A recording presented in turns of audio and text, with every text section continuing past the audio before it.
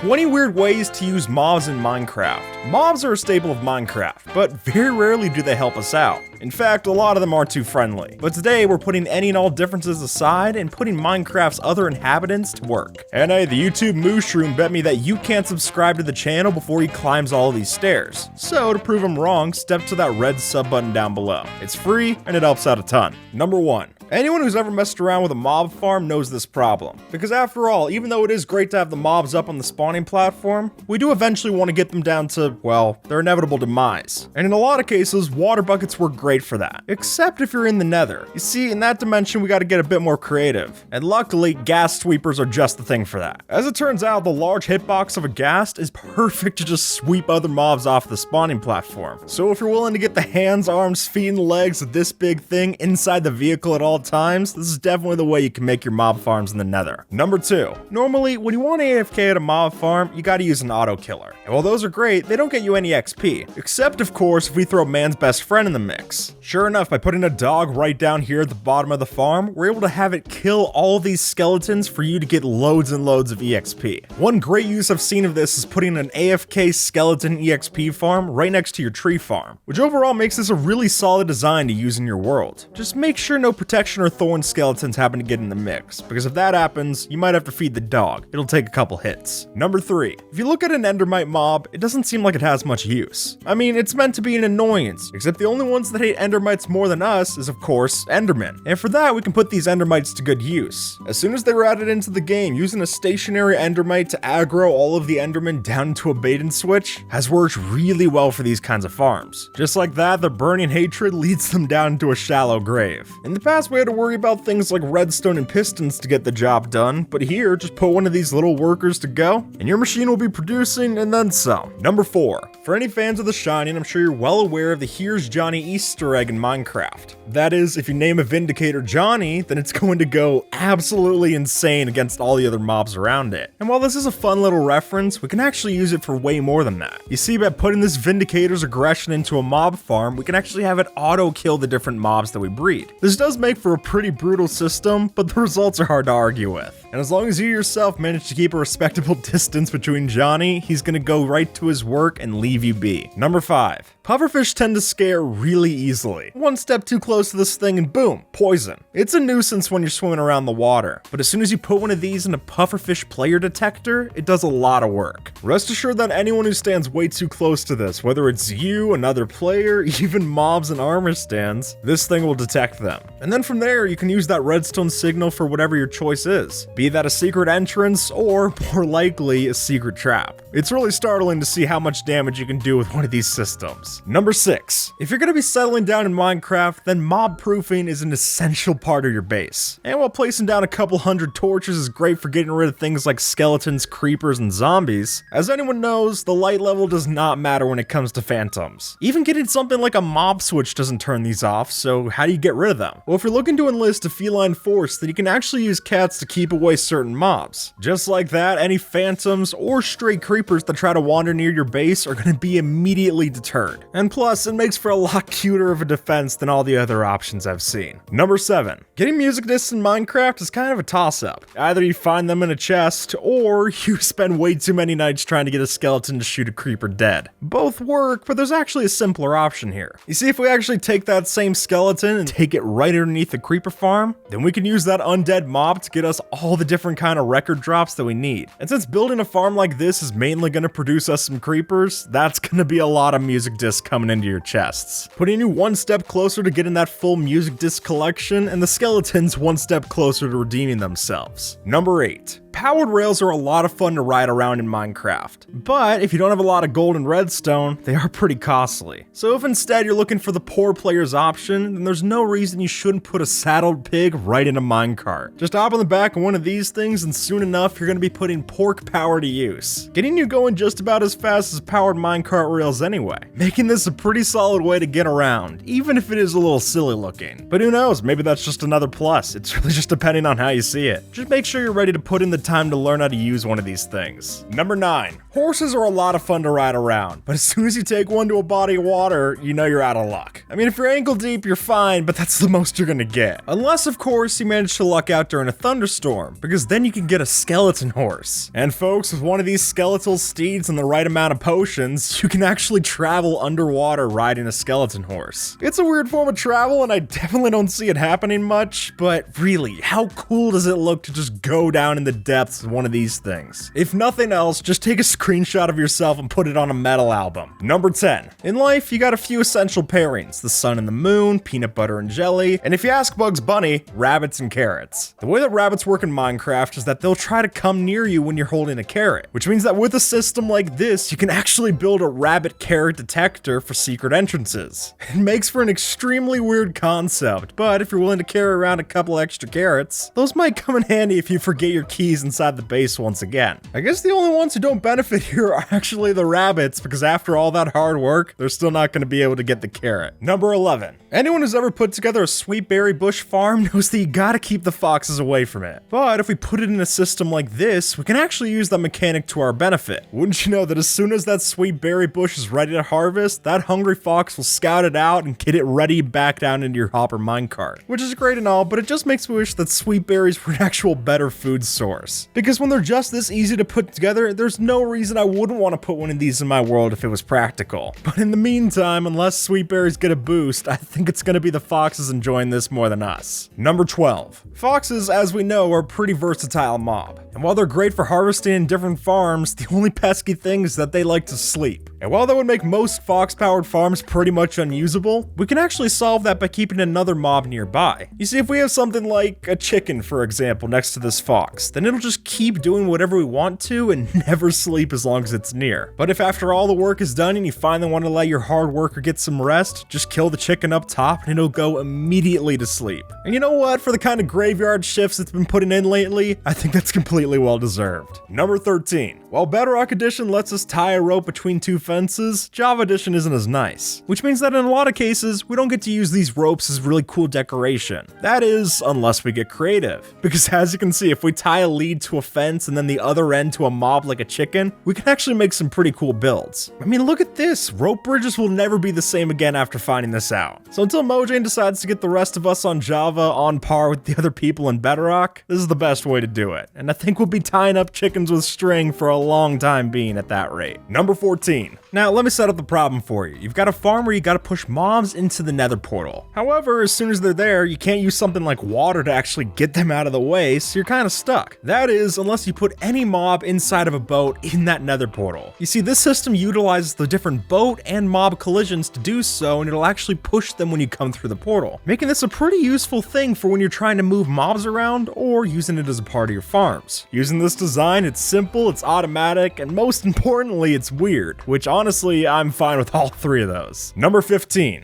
Villagers in Minecraft are not a very aggressive bunch, which can make them very fragile to different attacks from mobs. However, using dispensers like so, we can actually give enchanted armor to villagers, and they'll use it. Which means that even though you don't see it, this villager's actually fully equipped with enchanted netherite armor using thorns. But really, where you're gonna get the best results from this feature is by mixing your villagers together with Frostwalker. Put them on a large body of water and get ready to see the new hit show, Villagers on Ice. And better yet, it's gonna mean that the next time the pillagers come through for a raid, they're not going to know what hit them. Number 16. Unless you're using mods, Minecraft doesn't really experiment too much with turrets. I mean, you've got dispensers with arrows, but those are pretty limited in their direction. Really, if you're trying to defend your base from any intruders coming too close, you got to build a couple of guardian turrets. It only takes one look at these to see just how menacing these things can be. I mean, you step too close and boom, you're targeted on, and it's going to be a world of pain coming your way. Making the guardians from Minecraft way more like the guardians from Zelda, turning it into way more of a Hyrule castle, and personally, I love that kind of thing. Number 17. Killing a bunch of chicken with an enchanted diamond sword is a lot of fun, but if you're a busy person, you don't have a lot of time in your hands to do that. So luckily for you, you're actually able to hire a bit of help and pass off that job to a fox. Just like that, they'll take your sword and put it to use against all those different chickens, giving you a fully automatic chicken farm. And luckily, because chickens are getting added into the equation, that fox isn't gonna sleep. making this farm pretty active in productivity, giving you both an easy and reusable way to get your fox fried chicken well and supplied. Number 18. Anyone who's ever messed around with the technical side of Minecraft is well and familiar with the concept of a mob switch. That is, you get a bunch of withers in a cage, make sure they don't despawn, and no new hostile mobs are going to be giving you trouble. It's a great system, but it's definitely costly. So a simpler and safer option to do is instead having a zombie villager mob switch. You see, if you trade with a villager and then zombify it, this will make them both unable to despawn and also count towards the mob cap. This is actually a great way to put zombie villagers to use and in turn actually keep all other villages safe. Number 19. If you've played on enough Minecraft servers, then you're definitely aware that some people can be griefers. So if you want to give those annoying players more of a run for their money, you can actually trap an Elder Guardian and boom, you got your own form of anti-grief. Look, it's not perfect. If they have a milk bucket, they're going to be able to get past it, but if they're not prepared, they're going to have a hard time busting into your base. And hopefully that frustration that they feel will be enough to get them off of your lawn anyway. Especially if you trap the thing in obsidian so they're not able to break through. This makes for a pretty solid way to both annoy and hopefully ward off any greedy players. Number 20. The wither fight can be pretty tough, especially if you take it up into higher difficulties. So if you yourself aren't prepared to take on that boss, how about you enlist a couple of thousand friends and take down the wither with bees? Now, this has happened before on YouTube, and it's definitely a spectacle to see. Because really, surprisingly enough, if you have enough bees in storage, you can actually kill the wither fully with bees. But as soon as the dust clears on the battlefield, you'll have a fully formed nether star ready for the picking. Just make sure you don't accidentally hit one of the bees on your way over to pick it up, because sure enough, they're gonna have all that force that they just put on the wither right directed at you. And if you ask me, that sounds like a fate worse than death. Better to stay on their good side. And with that, folks, place that subscribe spawn egg down below, and have a good one, alright?